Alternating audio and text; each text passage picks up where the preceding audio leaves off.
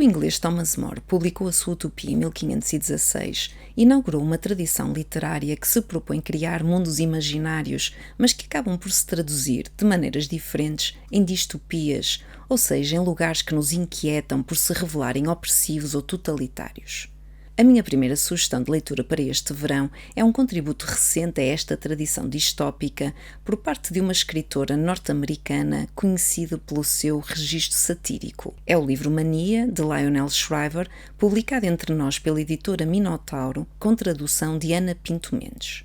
O prólogo do livro pode ser dado pelo famoso conto de Kurt Vonnegut, Harrison Bergeron, publicado em 1961 e que começa com esta formulação mítica. The year was 2081, and everyone was finally equal. They weren't only equal before God and the law, you see.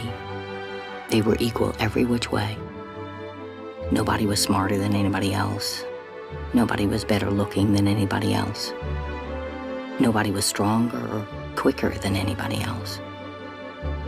And all this equality was due to the 211th, 212th, and 213th Amendments to the Constitution.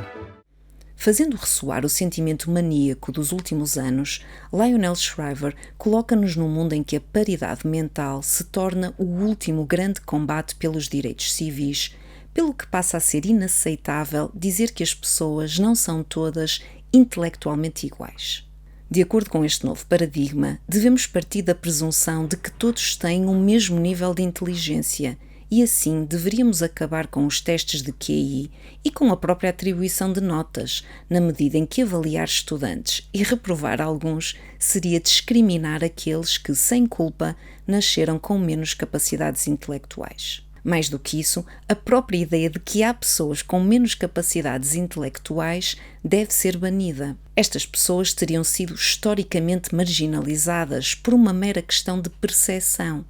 Eram percepcionadas como intelectualmente menos capazes, mas não eram, na verdade, menos inteligentes. O livro confronta-nos com os desafios que seriam colocados por um mundo moldado por esta nova experiência política, em que seríamos convidados a ignorar a realidade com o objetivo de criar uma sociedade mais igualitária e justa. E esta é a grande reflexão com que a autora nos confronta e que é expressa por uma das personagens-chave do texto. De que forma a tua vida sai prejudicada pelo facto de tratares as outras pessoas como estando exatamente no mesmo nível do que tu?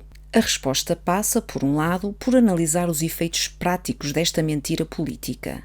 Os jovens entrariam sem qualquer exigência formal nas universidades e aí chegados vigiariam escrupulosamente os professores para que estes não se atrevessem a ensinar alguma coisa, o que seria uma inaceitável exibição de superioridade intelectual. Mas se as escolas e as universidades deixam de ser o local onde os jovens adquirem conhecimento, toda a estrutura socioeconómica desaba. As empresas não podem contratar os melhores ou os mais capazes porque isso é visto como discriminação. E como os estudantes não têm de fazer prova de que sabem realmente alguma coisa, especialistas como médicos deixam de ser capazes de cumprir adequadamente a sua função. Por outro lado, os efeitos sociais de viver numa ficção política são igualmente nefastos para a coesão social e para a sanidade mental, quer individual, quer coletiva.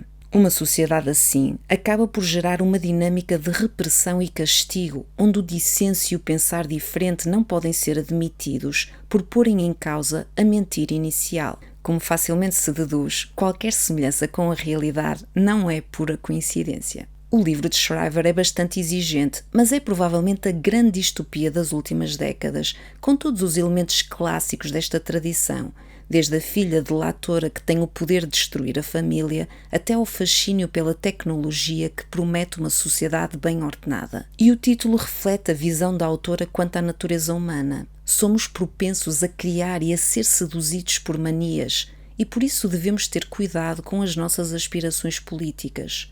Elas geram sempre reações contrárias e igualmente perversas.